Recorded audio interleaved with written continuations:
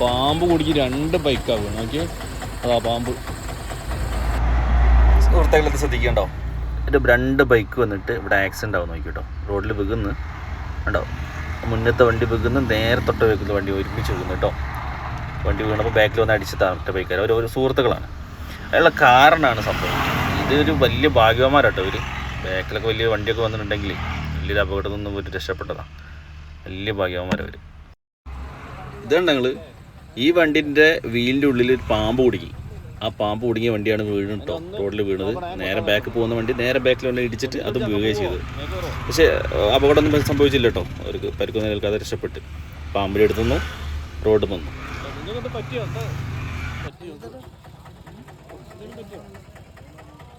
താത്തിയാൽ